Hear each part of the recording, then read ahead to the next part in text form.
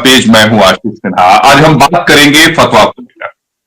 आखिर फतवा क्या है, क्यों जारी किया जाता है, किन परिस्थितियों में जारी किया जाता है, और सबसे अहम कि फतवा जारी होने के बाद फिर विवाद क्यों होता है।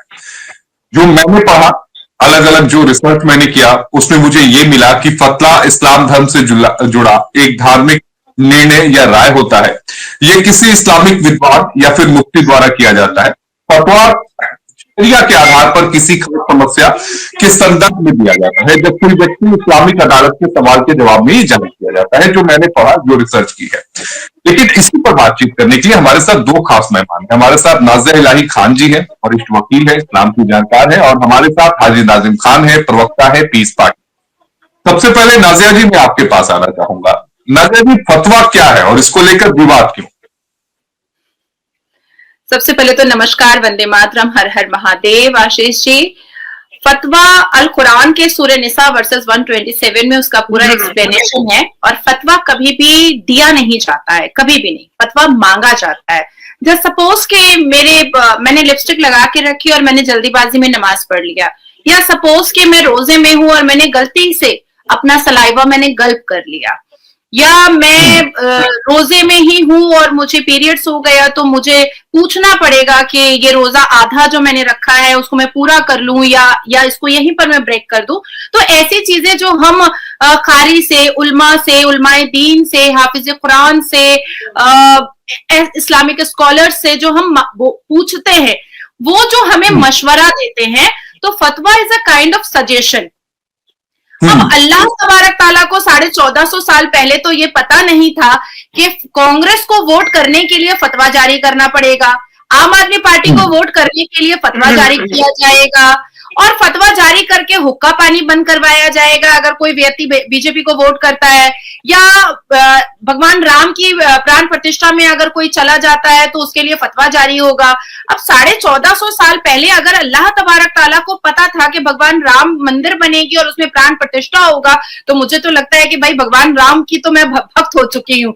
तो मुझे ऐसा लगता है कि फतवा को मिसअंडरस्टूड भी किया गया है, और उसका एक, जैसे इस्लाम के जस्टिफिकेशन का फायदा उठा करके रेप जिहाद, थूक जिहाद, मुफ्त जिहाद, लैंड माफिया जिहाद किया जाता है, उसी तरीके से फतवा का भी इस्लाम के जस्टिफिकेशन पर मिसयूज मुसलमानों की तरफ से बहुत हुआ है, बहुत एक्सट्रीम लेवल पर हुआ है, जो नहीं होना चाहिए। नहीं, ये पूरे मुसलमान वर्ग नहीं बोल सकते। यहाँ पर कुछ चंद हैं, जो चंद लोग जो हैं, जो सियासत करना चाहते हैं मुसलमानों के नाम पर, उनकी तरफ से मिसयूज करने की कोशिश की गई है। पूरे कौम को इसमें तो नहीं लाया जा सकता।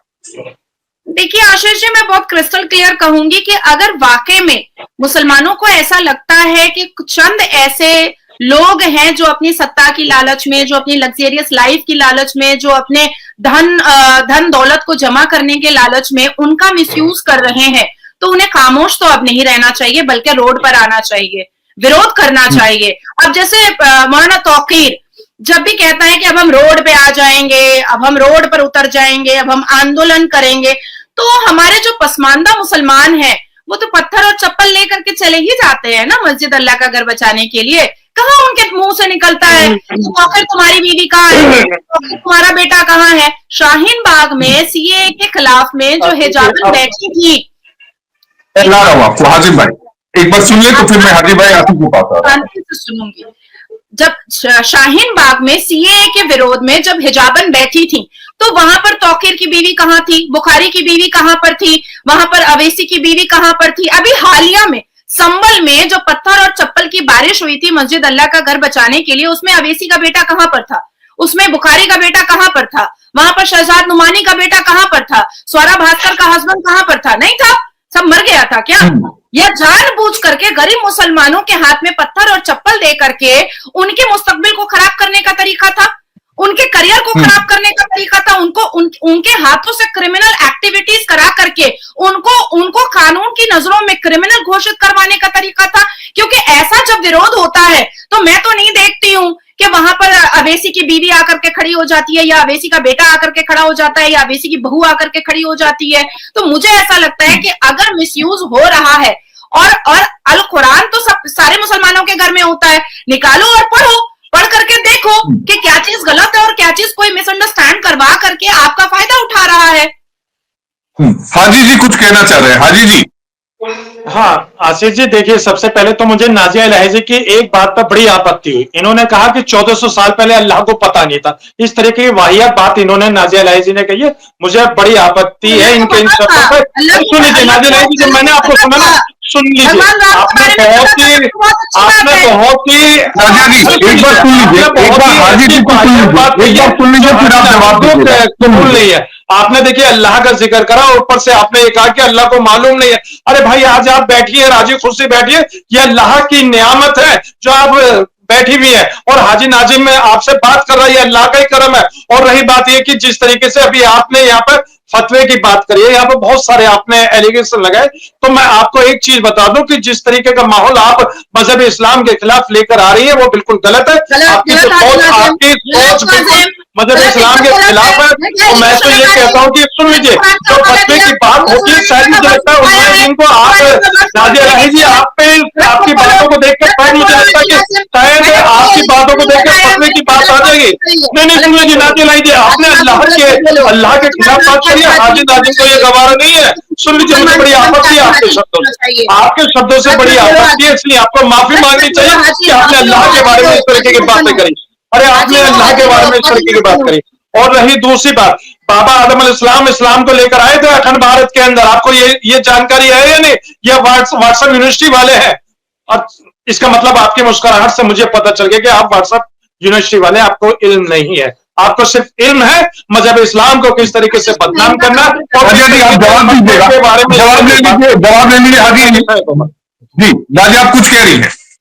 अल कुरान, हमारा अल कुरान, उसके हिसाब से आदम अलैहिस्सलाम जो जन्नत में शैतान के बहकावे पर अन्न खा लिए थे, ठीक है, और साथ में हवा के उनको जमीन पर जब उतारा गया था, उस देश का नाम श्रीलंका है।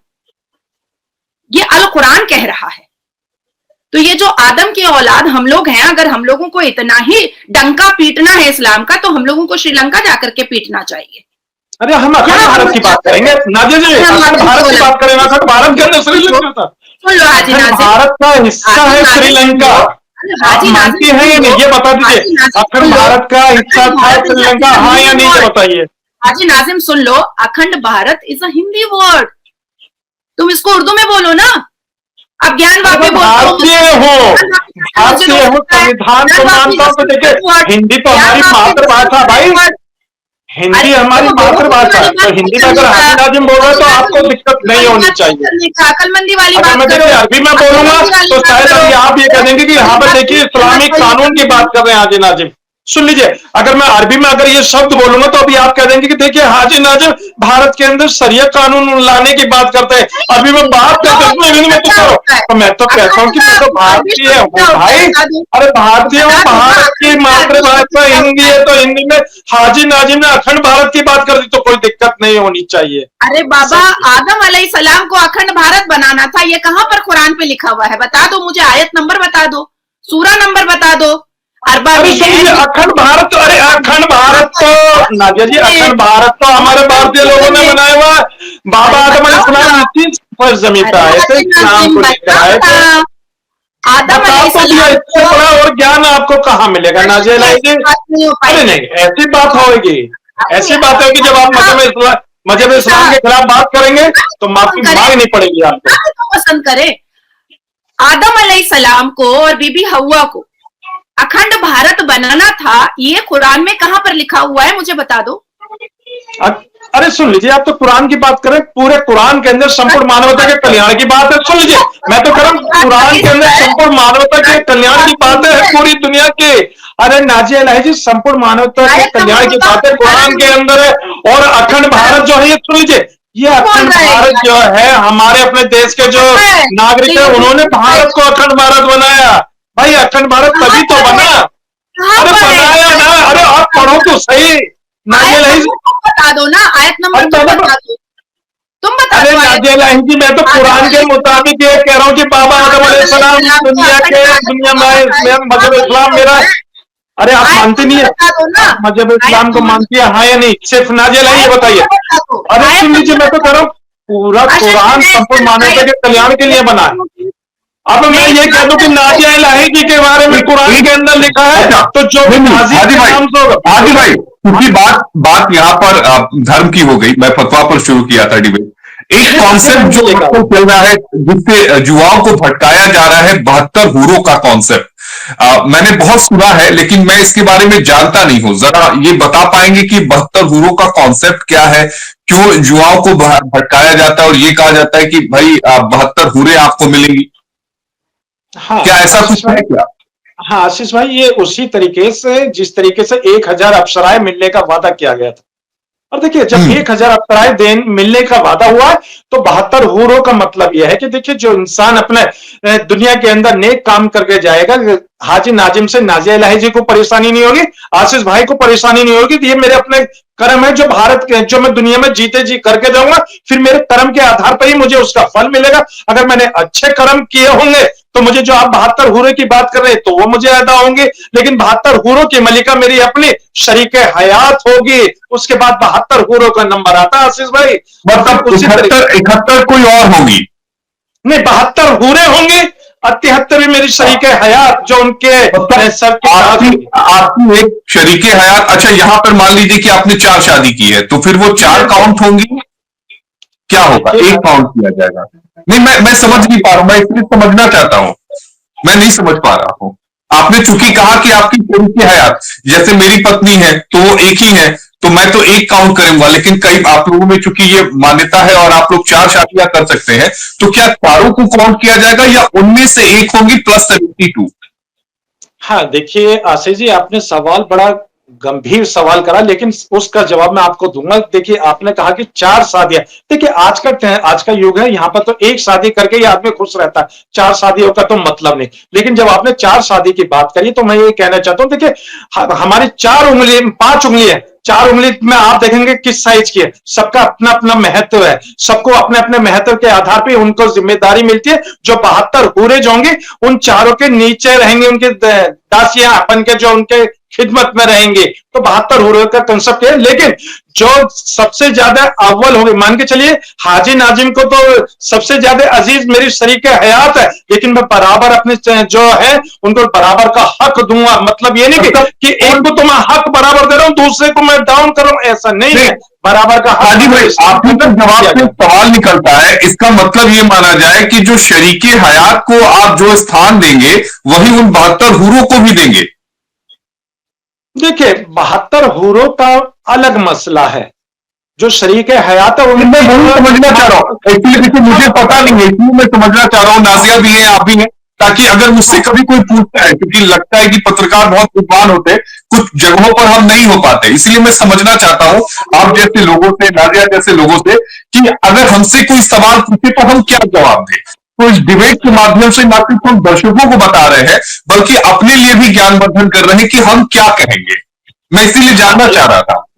हाँ आशीष जी, देखिए, अब मैं देखिए दुनिया के एतवार पे भी आ जाता हूं। देखिए, अभी आपने 72 हूरों की बात करी है, उसमें देखिए मैं बात करता हूं अपनी शरीक हयात को टॉप में रखने की। तो देखिए आशीष जी, अब मैं आपको बता देता हूं, आप है महाराज भारत के, आप भारत के महाराज हैं, तो आपकी एक, हाँ नाजिया जी, बड़ा जो सवाल है आशीष भाई का, देखिए मैं भारत के महाराज बता के, देखिए आपकी एक है महारानी, देखिए उसके बाद जो जितनी भी उनकी दासियां हैं सेवा करने वाली, आपको वो महत्व नहीं दे सकते आप, जो आप अपनी पत्नी को दे सकते हैं, जो आपकी अपनी शरीके हयात है, जो महारानी है, सिर्फ उसी को महत्व देंगे। बाकी तो सब उनकी दासी है, उनकी सेवा में लगी हुई है। उसी तरीके से 72 हूरों का भी मतलब यह होता है कि उनकी सेवा के लिए बनाई गई है, खिदमत के लिए बनाई गई है। और उनकी जो सर की ताज होती है, जो शरीके हयात होती है, ये मैं आपको ऑन रिकॉर्ड कह रहा हूं। हाजी नाजिम ने जो बात कही, आप किताब में भी इसी तरीके से पढ़ सकते हैं।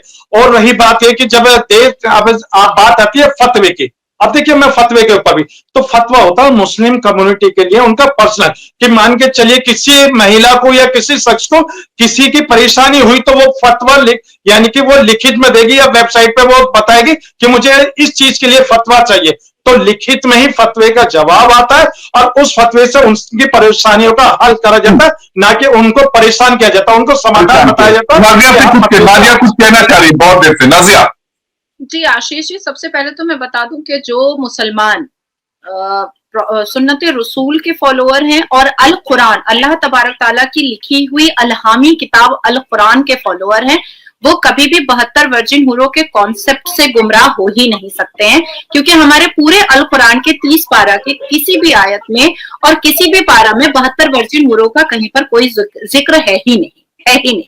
अच्छा, इन्होंने जो कंसेप्ट निकाला है ये पाकिस्तान से आया है। मुफ्ती तारिक जमील और मुफ्ती तारिक मसूद, ये लोग बैठ करके चटखारा लगा लगा करके मजेदारी से 72 वर्जिन हूरों का तबसरा करते हैं।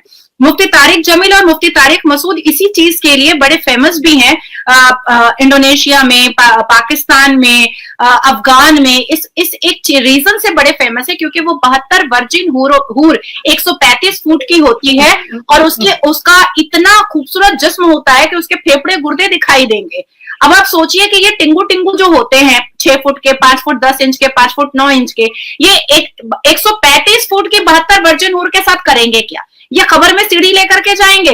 दूसरी चीज है कि हाजी नाजिम का एक बहुत अच्छा दोस्त है मौलाना साजिद रशीदी, ये दूसरा बात कह रहे हैं और साजिद रशीदी कहता है कि सरदारनी होगी बीवी सरदारनी होगी और वो बैठ करके वो 72 वर्जिन हूरों को शौहर के पास भेजेगी। अब आप बोलिए कि ये तो कोठा चकला वाली खाला और मासी बनाया जा रहा है मुसलमान महिलाओं को आसमान में। भाई हमें अच्छा है कि मैं शादीशुदा नहीं हूँ। नाजिया लाही जी, आपके बात से मैं सहमत नहीं हूँ। नाजिया लाही जी, आपकी बात से सहमत नहीं हूँ। हाजी भाई को भी सुन लीजिए, हाजी भाई को जवाब दे दीजिए, उसके बाद फिर आप बोलिए। मैंने वो कहा। अब आप ये बात, हाजी भाई आप कुछ कह रहे हैं, फिर नाजिया हाजी भाई आप कुछ कह रहे हैं, जवाब दे रहे हैं आप इस बात का। उन्होंने साफ कहा कि इसमें कहीं भी जिक्र नहीं है धार्मिक किताब में। क्या आप इस बात का खंडन करते हैं या समर्थन करते हैं? आप क्या कह रहे हैं जो नाजिया जो बात कह रही है? अगर खंडन करते हैं तो आयत नंबर बताइएगा। हाँ देखिए, आशीष जी देखिए, जो हमारे उलेमा, अरे सुन लीजिए नाजिया लाही जी, जो हमारे अपने उलेमाओं, सुन तो लीजिए भाई, वो कुरान और हदीस की रोशनी में बात करते हैं। अरे कुरान और हदीस की रोशनी में बात करते हैं, आप सुन लीजिए। आप मानती है? अरे मुझे तो नाजिया जी ऐसा लगता है कि शायद आप कुरान की जो बार बार आयत की बात करते हैं, अगर शायद आप कुरान सही से पढ़ लेते तो आप इस तरीके की बातें नहीं करते। आप तो अल्लाह को भी 1400 साल पुराना बताती है। मुझे तो बड़ी शर्म आ रही है नाजिया जी आज आपकी इस बात पे कि आपने इस तरीके की बातें करी। भाई आपने तो अल्लाह को 1400 साल पुराना बताया, कितनी शर्म की बात है नाजिया जी। मुझे तो ऐसा लगता है कि, अरे सुन लीजिए नाजिया जी, आप लोग सिर्फ मजहब इस्लाम को बदनाम करने की कोशिश करते हैं। अरे सुन, आपके इस तरीके के जो सवाल है, जो आप कुरान को बदनाम करने की कोशिश करें, बंद कर दीजिए, बंद कर दीजिए। कुरान का मुताला कर लीजिए। मैं कह रहा हूँ कुरान शरीफ की आयत पढ़ लीजिए, एक एक नहीं पढ़ पाते, लेकिन आप सिर्फ एक हिंदी वर्जन को लेकर आप आ जाते हैं। अरे पढ़ लीजिए ना, मैं तो कहता हूँ पूरा कुरान पढ़ लीजिए। आप कुरान नहीं पढ़ेंगे। अभी मुझे सिर्फ ये बताइए कि आपने 1400 साल पहले के अल्लाह बताया, तो बता दीजिए कहाँ आपने किस बुनियाद पर 1400 साल पहले अल्लाह बता दिया? मुझे सिर्फ ये बता दीजिए। मुझे आपके इन शब्दों से आपत्ति है। आपने क्यों कहा कि 1400 साल पहले अगर अल्लाह को पता होता तो शायद वो कांग्रेस को इस तरह की बात नहीं रहेगी। मैं तो आपसे वही बात कर रहा हूँ, बारे में कुछ भी नहीं आपको पता है। अरे आपको पता है, मुझे बता दीजिए ना। आप झूठ में बोलिए नाजिया इलाही जी, आप सरासर झूठ बोलती है। मुझे इसी बात पर गुस्सा आता है। आपने अल्लाह को 1400 साल पुराना बता दिया, अब फिर कह देंगे देखिए इस्लाम तो 1400 साल पुराना है। इस तरह की बात आप करती है। शायद अगर आप दिन के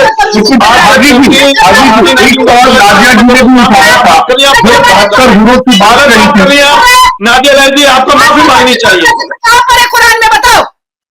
अरे नाजिया इलाही जी, मुझे ये बता दीजिए 1400 साल पहले अल्लाह की जो बात आपने कही वो कहाँ है? बताइए ना, मुझे बता दीजिए। आप झूठ बोल रहे हैं।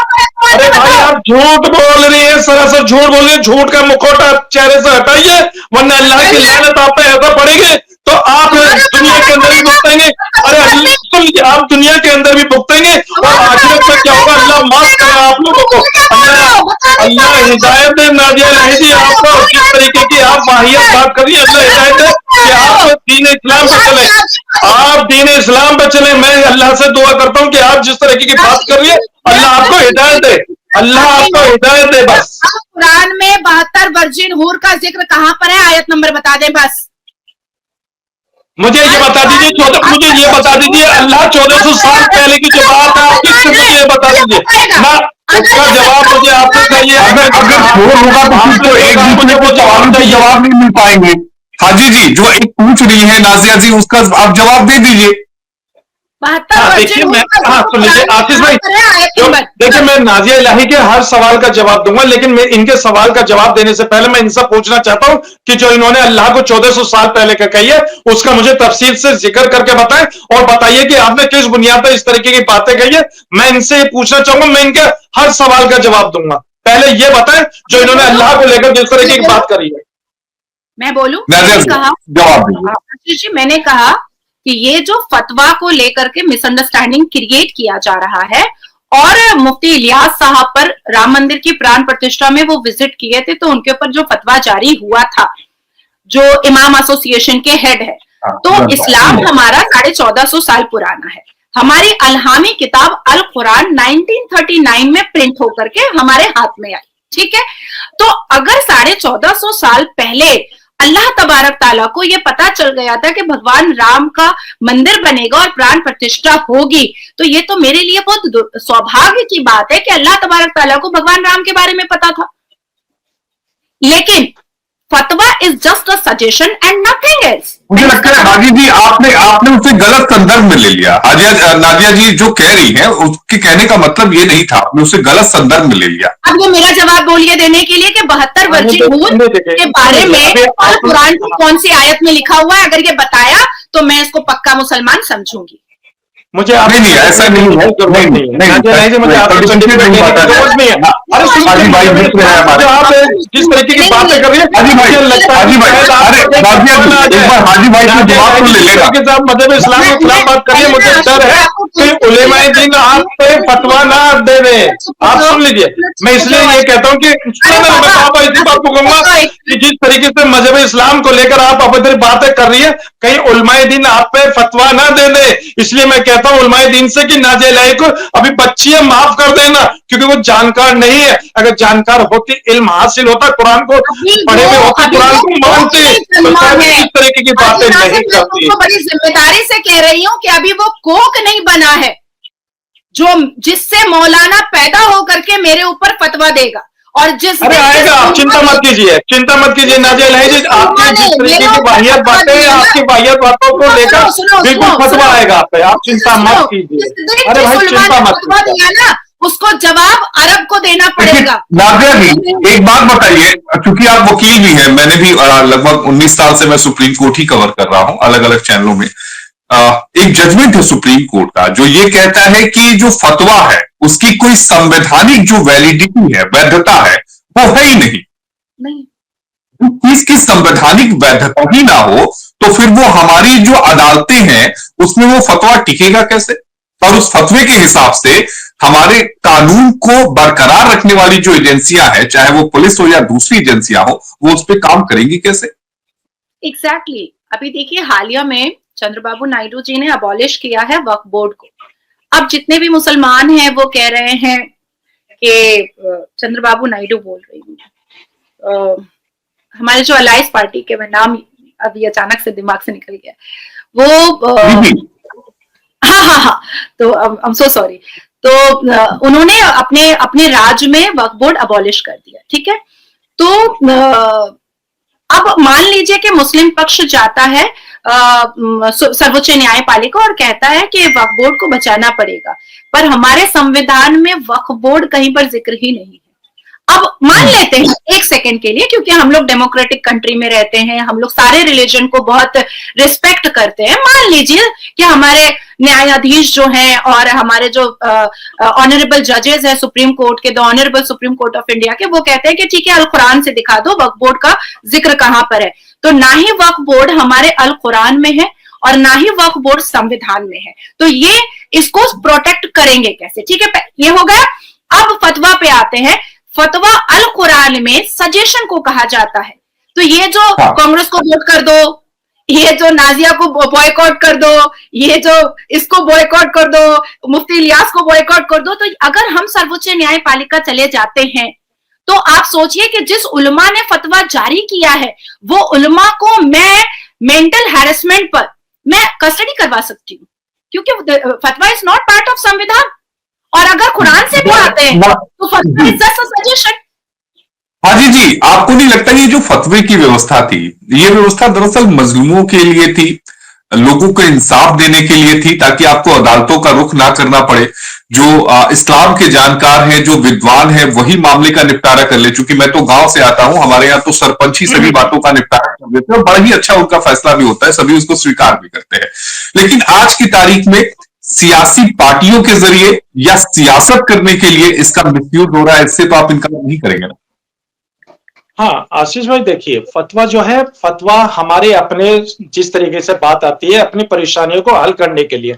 अब मान के चलिए कि हमें कोई परेशानी आ रही है, तो हम दारुल देवबंद से वेबसाइट पे जाके उनसे रिक्वेस्ट करके कि हमें ये परेशानी लिखित में होने देंगे, तो वहीं से लिखित में जवाब आएगा। वो हमारे परेशानियों को किस तरीके से हल होना, वो सारी चीजें बताई जाएगी तरीके से।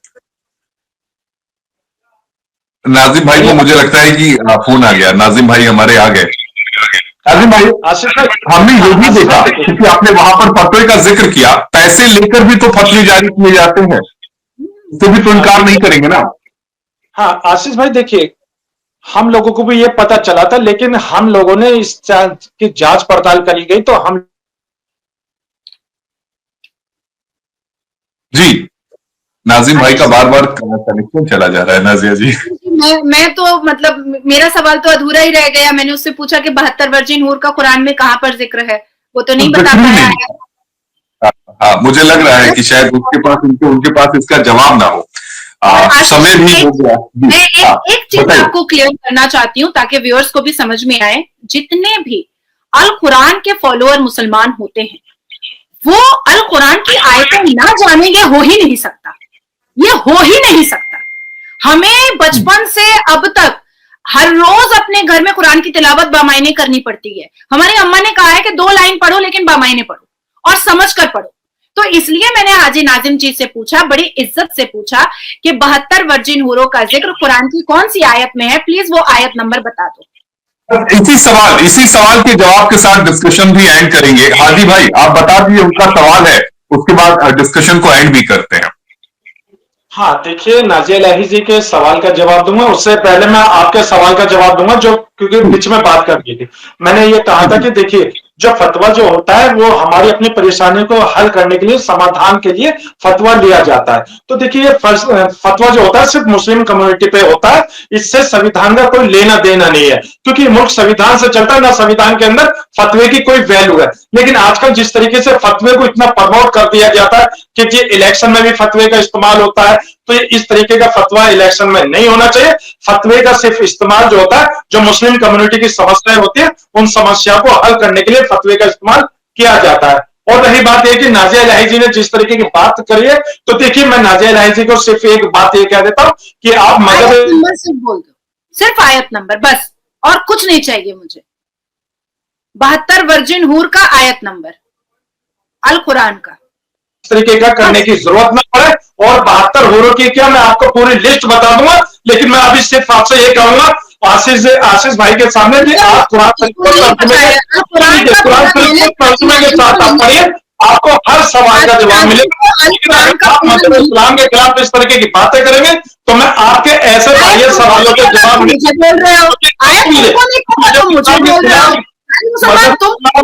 बात करेंगे। हाजी नाजिम आपके कोई भी सवालों का जवाब नहीं देगा। मैं हाजी नाजिम आपसे सिर्फ ये कहेगा कि आप कुरान शरीफ को सही तरीके से पढ़ लीजिए। अगर आपने तो इस तरह की बातें नहीं करती। नहीं नाजिया जी, मुझे लगता है कि कई ऐसे वक्त आते हैं कि जब आप जवाब देना नहीं चाहते, या फिर अभी नाजिम भाई हमारे मित्र हैं, हमारे दोस्त हैं, तो मुझे लगता है कि एक जब अगली डिबेट करेंगे तो नाजिम भाई शायद उस वक्त उस माहौल में हो, उस समय वो जवाब कराएंगे। आशीष भाई देखिए, मैं हर सवाल का जवाब दे सकता हूँ। आशीष भाई हर सवाल का जवाब दे सकता हूं, लेकिन आज जिस तरीके से नाजिया इलाही ने मजहब इस्लाम के खिलाफ बात करिए, मेरे अल्लाह के खिलाफ बात करिए, नाजिया को इस बात का बड़ा दुख है। उन्होंने क्लेरिफाई किया है, माफी मांगनी चाहिए। हाजी नाजिम जी उन्होंने क्लेरिफाई किया है, उन्होंने नहीं, उन्होंने अल्लाह को लेकर उन्होंने इस बात भी लगाया भी, उन्होंने इस बात को क्लेरिफाई किया। अभी आपको करूं कि आप कुरान को पढ़िए, कुरान को सही तरीके से पढ़ लीजिए। अगर कुरान को अगर आप पढ़ लेंगे तो आप इस तरह की बातें नहीं करेंगे। नहीं, आपने मजहब इस्लाम के खिलाफ बात करिए, आपने अल्लाह की बात करिए। लोग आपकी बातें सुनेंगे तो मुझे लगता है कि आपको कहेंगे, कुरान को छोड़ देंगे और अल्लाह से दुआ करेंगे कि नाज़े इलाही को हिदायत दे, अल्लाह हिदायत दे, नाज़े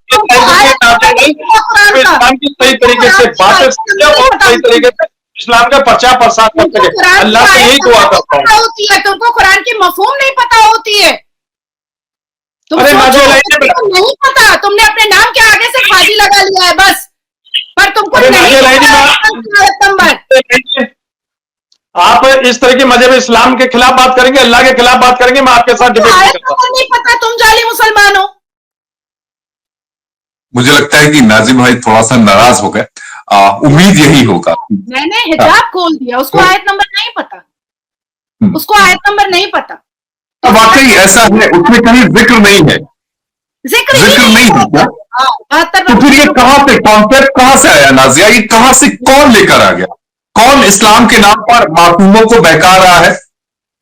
ये एक्चुअली में आशीष जी हुआ ऐसा है कि मैंने जो एक्सप्लेन किया ना कि ये पाकिस्तान से मुफ्ती तारिक जमील और तारिक मसूद का बनाया हुआ स्टोरी है, फेक और फैब्रिकेट स्टोरी है।